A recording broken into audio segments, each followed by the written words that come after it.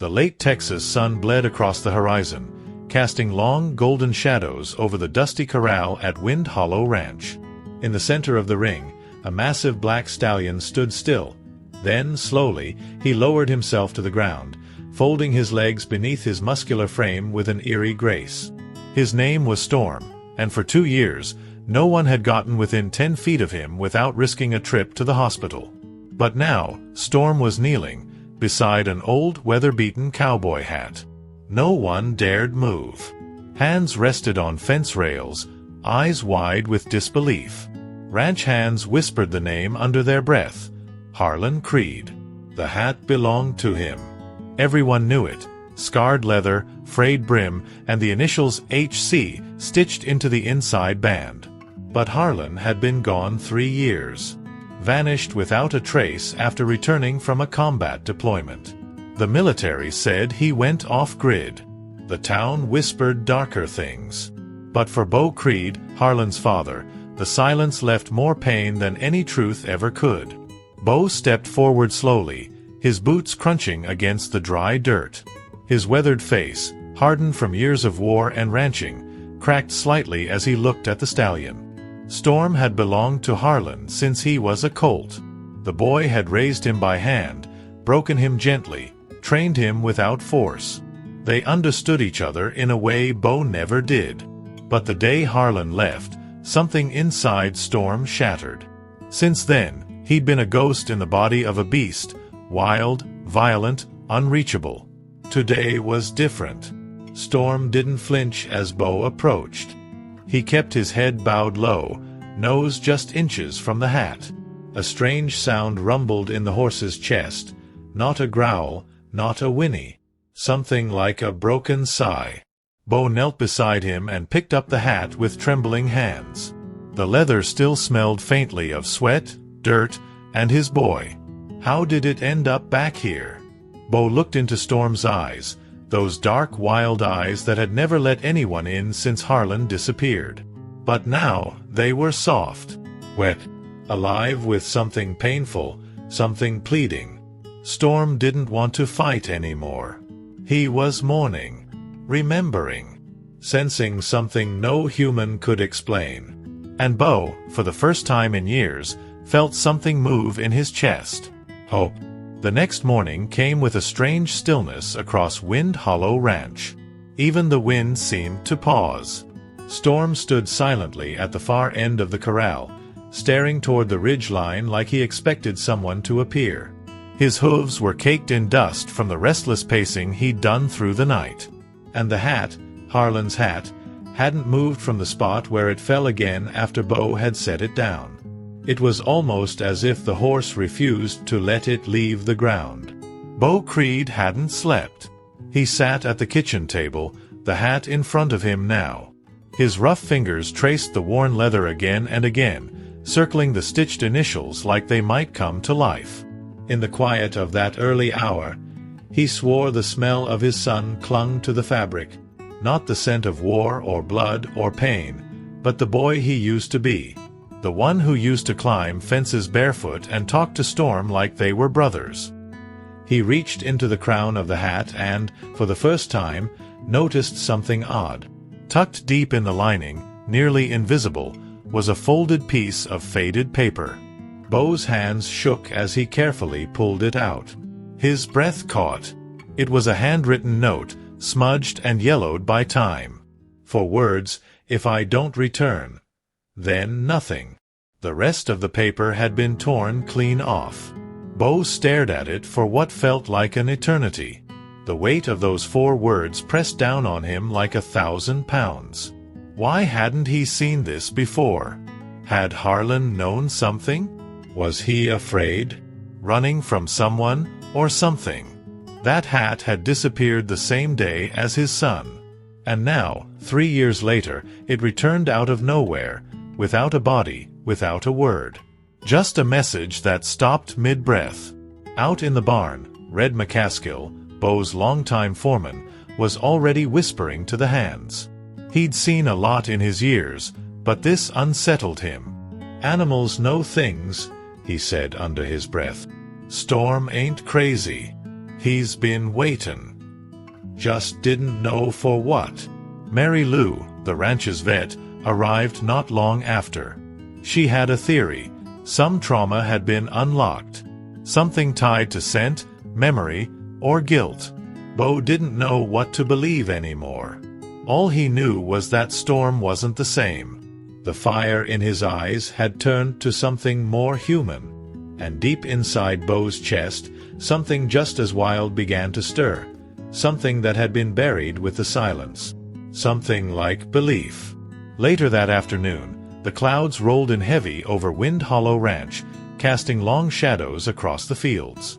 Storm had moved back into the barn, resting but alert, his head twitching at every sound. Mary Lou watched him from the stall gate, arms folded, brow furrowed. "He's not pacing anymore," she said quietly to Bo, who stood beside her. "He's waiting, but not like a horse. More like a man expecting news." Bo ran a hand down his weathered face. "You think he remembers?" Mary Lou glanced at him. "They don't forget trauma. They store it. In their bodies, their reactions. It stays locked away until something breaks the seal. That hat did something to him." Bo looked down. His boots were muddy from pacing all morning.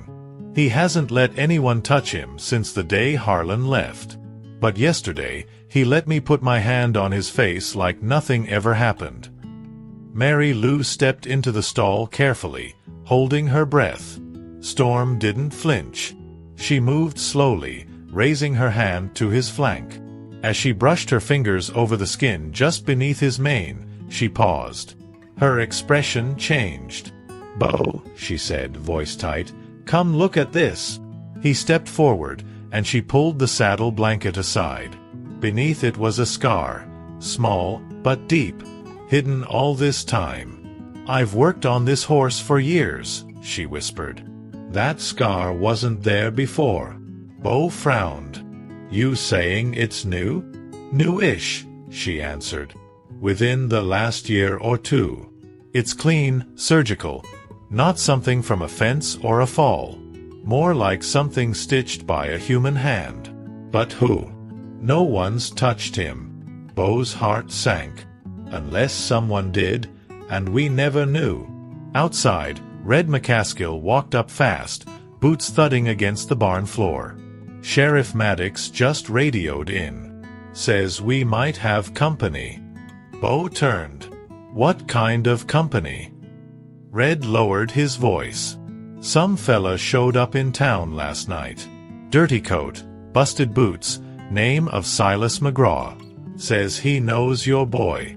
Says he saw him. Alive." The silence between them turned sharp. Bo's mind raced. His fists clenched without him realizing it. After 3 years of silence, all of a sudden, Storm changes, the hat returns, and now some drifter claims Harlan is alive? Mary Lou looked at the scar again, her fingers lightly tracing its edge. "If that man knows anything," she said softly, "you need to find him. Now." And outside, Storm neighed once, loud, fierce, and echoing like a warning down the valley. The town of Dry Creek hadn't changed much in 30 years. Same sagging gas station sign. Same dusty diner with the faded American flag in the window. Bo Creed parked his truck across from the sheriff's office, his jaw set tight. The weight of his son's name had returned to every corner of this town like a ghost rattling its chains. Inside, Sheriff Boone Maddox sat behind his desk, fingers laced, expression unreadable. "You sure it's him?" Bo asked without sitting down. Boone sighed. "Man didn't give me much. Just said he knew Harlan, served with him overseas. Name's Silas McGraw. Smells like he hasn't seen a bath since the war." He leaned back. "Says he's got something for you. But I'll warn you, Bo, he's not right in the head. PTSD, maybe more." Bo's eyes narrowed. "Where is he?" Boone nodded toward the holding room. "Didn't arrest him. Just gave him a cot and a hot meal. Figured you'd want to talk before he wandered off." Bo didn't respond. He pushed the door open, and there sat Silas, thin, wild-bearded, skin like cracked leather. But his eyes weren't wild. They were broken. "Creed," Silas muttered, almost like it hurt to say. "Didn't think I'd ever see you." Bo stepped in slowly. "You said you knew my son. Prove it." Silas reached into his coat pocket and pulled out something wrapped in oilcloth. He laid it gently on the table between them. Bo unwrapped it and froze. It was a dog tag, rusted but legible. Harlan J. Creed. His hand trembled. This wasn't just a story. This man had seen his son. "I was with him. Afghanistan. Phobie Iron Ridge," Silas rasped. "We went through hell together. I owed him more than I could ever repay." He coughed, then leaned closer. "But he didn't die out there. That's not how it happened." Bo stared. "Then where the hell is he?" Silas looked up with red, glassy eyes. "Harlan didn't come back because he couldn't. He was protecting someone. He gave me that tag. Told me to wait until I knew it was safe." His voice cracked. "I got jumped a few miles outside your ranch. Woke up in a ditch. The hat was gone. Someone else left it at your place. That wasn't me." The room fell into silence again. And outside, a storm was rolling in, the kind that doesn't just bring rain, but reckoning. By the time Bo Creed drove back to Wind Hollow, dusk had swallowed the sky. A nervous quiet had settled over the ranch. The kind of silence that doesn't come from peace, but from something holding its breath.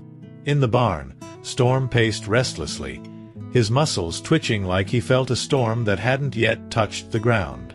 He kept turning toward the open field behind the property, ears high, tail flicking. He knew something was out there. Bo didn't speak as he entered the barn. He just looked at the scar again beneath Storm's mane. He thought about the dog tag, about Silas's broken voice, about the part he hadn't told anyone yet, the last thing Silas whispered before he passed out from exhaustion back at the sheriff's office. "They're watching your land." Always were. Mary Lou was already waiting, crouched in the shadows of the tack room, wrapping a bandage around her wrist. "Storm bucked when I tried to check his hooves again," she said. "Not like before, though. It wasn't fear. It was tension. Like he thought something was about to happen." Bo gave her a quiet nod. "Maybe he's not wrong." Red McCaskill appeared at the barn door, face pale. "Junie Pearl's missing," he said flatly. "She was out playing in the lower pasture before dinner. Lucy says she never came back." Bo's chest tightened like a rope had been pulled around his ribs. "She doesn't just wander off," he growled. Storm let out a sharp snort behind him, eyes wide, fixed on the dark woods beyond the paddock. Bo didn't hesitate. Rifle in hand, flashlight strapped to his chest, he and Red tore through the fields, calling her name. Mary Lou stayed behind to ready the horses. The wind howled louder now, bending the trees into whispers. That's when they saw it, footprints small and light, trailing away from the pasture. And next to them, another set, deeper, booted wrong. Not a child's. "Someone was with her," Red muttered, scanning the trees with narrowed eyes. Bo didn't answer. He was already moving, faster now, every sense alive with adrenaline. He didn't know where Harlan was, or who had taken the hat, or how Storm knew what he knew. But right now, none of that mattered. What mattered was Junie Pearl. And whoever had followed her into the woods wasn't alone. The woods behind Wind Hollow were older than memory. Trees stood like sentinels, their gnarled branches clawing at the night sky. Bo moved fast through the underbrush, flashlight beam bouncing off bark and briars. Red followed close behind, shotgun raised, both men silent except for the harsh sound of their breathing. The trail of footprints grew fresher as the soil turned soft. Somewhere ahead, Junie Pearl was out there. And so was whoever took her. Then, through the trees, Bo spotted something, a dim orange glow. A fire. They crept closer, staying low. The flames flickered through a clearing, and there, half hidden by brush and rot, stood a cabin Bo hadn't seen in over 20 years. His father had built it as a hunting shack, but it had long been abandoned. Or so he thought. They crouched behind a fallen log. Red whispered, "Movement by the door." A shadow passed across the window. Then another, smaller. A child. Junie. Bo's heart punched his chest. Without a word, he motioned to move in, slow and quiet, when suddenly, Storm's sharp cry echoed in the distance. The sound cut through the woods like a siren. The horse was loose. Inside the cabin, someone reacted. A voice, male, sharp, panicked, rose through the walls. "We gotta move. Now." Another door slammed. Bo rose too fast, branch cracking under his boot. The figure inside snapped to attention. A second later, the front door burst open and two men came out, both armed. One held Junie by the arm. Her face was dirty, eyes wide with tears, but she wasn't hurt. Bo stood tall. "Let her go," he growled. The taller man sneered. "Didn't think you'd show up so fast, Creed." His voice was familiar. Calder Cully Vaughn. Harlan's old friend. The one who disappeared from town a year after the war. "This ain't what it looks like," he said, though the gun in his hand said otherwise. Bo stepped forward. "You were supposed to be his brother." Cully's face twisted. "I was, until he made me choose. And I chose wrong." Behind them, the trees rustled, and Storm appeared like a shadow out of the night, mane wild, hooves pounding the earth like thunder. He didn't wait. He charged straight into the clearing. In that instant, chaos exploded. Storm crashed into the clearing like a cannonball of muscle and fury, hooves kicking up dirt and firelight. Cully Vaughn barely had time to pull Junie aside as the stallion reared, his massive body blocking the path between the men and the woods. The other man, scruffy, nervous, unknown, fired a single panicked shot. The bullet missed. Storm didn't flinch. He stared straight at Cully, eyes burning. "Don't shoot," Bo shouted, his rifle raised but aimed low. "We can end this right here. Let the girl go." Junie broke free from Cully's loosened grip and ran straight toward Storm, who dropped his head protectively as she ducked beneath him. Bo surged forward and pulled her into his arms, shielding her behind his back. Red flanked right, shotgun ready. The standoff held, tension thick as wire. Storm stood between both sides like a living wall. Cully's eyes were glassy in the firelight. "You don't understand," he said. "This wasn't about money. Or revenge. It was about keeping Harlan safe. They're watching him, Bo. Watching you." He didn't disappear, he ran. For a reason. Bo's voice was low and sharp. "Then where is he?" Cully hesitated. The words caught in his throat. "He's alive. But he ain't whole. After Iron Ridge, he came back with something broken. Thought he was being followed. Said there were names on a list. People who were supposed to die, and didn't. He figured they'd come for him next. He tried to disappear, but I couldn't let him go alone. He made me promise to keep an eye on the ranch. To protect you if I had to." Bo stared at him, trying to see the friend his son once trusted. But all he saw was a man who'd chosen fear over truth. "And you thought this was protecting us?" Suddenly, headlights cut through the trees. 2, then 4, then 6. Engines rumbled. Sheriff Boone Maddox's cruiser led the pack, followed by deputies and ranch trucks. Cully dropped his weapon and raised his hands slowly. "It's over," Boone called out. Step back. We've got eyes on everything. Storm finally backed away, his chest rising and falling like thunderclouds in motion. He circled around to Beau's side and lowered his head, pressing it gently to Junie's shoulder. The girl, tear-streaked and shaking, clung to his mane like it was the only solid thing in the world. And Beau Creed, rifle still in hand, realized something. Storm hadn't come to fight. He'd come to bring them home. Back at Wind Hollow, the fire from the cabin still echoed in Beau's chest. The adrenaline had faded, but the questions hadn't. Junie was safe, asleep on the couch with Storm lying just outside the front porch, his massive body curled protectively near the window. The stallion hadn't left her side since they got back. Not even to eat. That connection, between the girl and the beast, was something beyond words. Beau sat at the kitchen table, the dog tag still clenched in his hand. Sheriff Boone had taken Cully into custody and promised answers would come by morning. But Beau wasn't sure answers would be enough. He stared at the metal plate in his palm like it might open a door. For 3 years, Harlan had been a ghost, and now the truth was chasing him back to the surface. But was his son really alive, or just surviving somewhere in the shadows?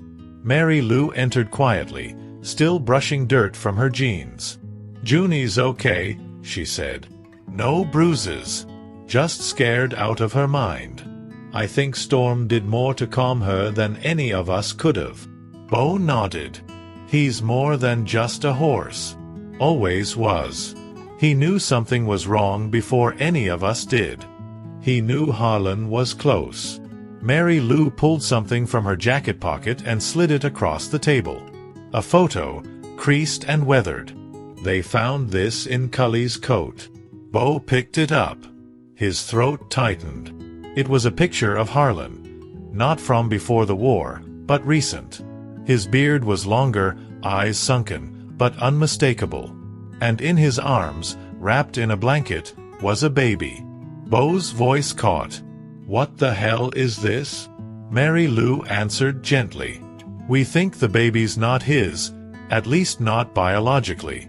But he's been raising her. Somewhere off-grid. Maybe hiding her from whoever he thought was following him. Maybe that's why he gave Cully the hat, to send a message." Beau stood up, heart pounding. Everything was shifting. The dog tag. The scar. The missing years. Harlan wasn't just running from danger. He was protecting a child. And Storm, somehow, had sensed it all. That smell in the hat. It wasn't just Harlan's. It was the baby's. And as Storm stirred outside, lifting his head toward the dark horizon, Beau knew Harlan was closer than anyone realized. The morning mist rolled over Wind Hollow like a memory refusing to fade. Beau stood near the old fence line at the back of the property, where the forest met the open field. Storm stood beside him, silent and still, his ears twitching at every rustle in the trees. The photo of Harlan holding the child burned in Beau's chest like a coal he couldn't put out. For 3 years, he thought his son had vanished into nothing. But now, the truth was breathing just beyond the tree-line. Red had ridden out at dawn with 2 deputies to search the ridges west of the cabin. Cully had finally confessed the truth under pressure, that Harlan had been living in an abandoned mining shack past the canyon trail, coming down only when he needed supplies. The baby wasn't his by blood, but by choice. He'd found her in the rubble of a destroyed village overseas and carried her back to the States under the radar, knowing full well what kind of trouble that made him. "They wouldn't have let her live," Cully had said, his voice cracking. "He had no orders, no clearance. But he did it anyway. Said the world had taken enough." Now, Beau waited. Not for the law. Not for the sheriff. But for Harlan. Something told him this was the place he'd come. Where Storm had first kneeled. Where the hat had been found. This was sacred ground now. And Storm knew it too. He hadn't moved an inch in over an hour. His body was coiled, not with fear, but readiness. A sound, soft, rhythmic, approached from the trees. Footsteps. Then a figure emerged, slow and deliberate. Tall, lean. Hooded jacket, beard thick, eyes shadowed beneath a worn ball cap. He stopped 20 feet from the fence. Didn't speak. Just stood there. Beau's breath caught. Harlan. The figure reached into his coat, not for a weapon, but to lift something small, swaddled and breathing. The baby. Blonde curls. Barely a year old. Her cheeks flushed pink from the cold. Storm stepped forward, ears forward, then whinnied low, mournful and deep. Harlan Creed said nothing. His face was different, older, harder, but his eyes were the same. His father's eyes. And Beau, who hadn't let himself cry in a decade, felt his knees weaken. Because his son was alive. And he'd never stopped fighting. The porch of the Creed ranch house had never been quiet like this before. Not with dread or grief, but with peace. That rare, thick stillness that follows a storm that finally passed. Harlan sat in the old wooden chair his mother once rocked him in, the baby asleep against his chest. Her name, he told them, was Layla, the name of the nurse who tried to hide the child overseas, who didn't survive. A name worth carrying forward. Beau stood in the doorway, arms crossed, watching his son like he was still trying to believe it. "You should have come home," he said, voice low. "I couldn't," Harlan replied. "If they had followed me, they would have come here first." He looked down at Layla, brushing a curl from her forehead. "I thought I could disappear, be forgotten. But I forgot one thing." Storm. The stallion lay just feet away in the grass, breathing slow, eyes closed. Resting, but alert. Watching. He had returned to calm the moment Harlan stepped through the trees, as if his mission was finally complete. Beau walked over to him now, crouching low, rubbing his massive neck. "You never gave up, did you?" he whispered. "You knew the whole damn time." Inside, Mary Lou finished preparing a room for Layla. She'd made no comment when Harlan asked if she'd stay around the ranch for a while. But her answer came in the form of folded sheets and a basket of baby clothes from town. Junie Pearl brought Storm an apple, standing on her tiptoes to press it against his muzzle. The horse gently took it, eyes soft. He was no longer the wild thing they feared. That night, Beau and Harlan sat on the porch in silence, the kind of silence that doesn't beg for words, only understanding. The moon rose slow, casting pale silver over the pasture where Storm now stood, looking out over the valley like a sentinel. "I don't know how to come back," Harlan finally said. "You already did," Beau answered. "There were no medals, no headlines, no reunion parties. Just a battered man, a broken stallion, and a child that held the future in her tiny hands. But it was enough. More than enough. Because sometimes the most loyal hearts are the ones that never speak. And sometimes the wild beast everyone fears is the one who brings a family home again."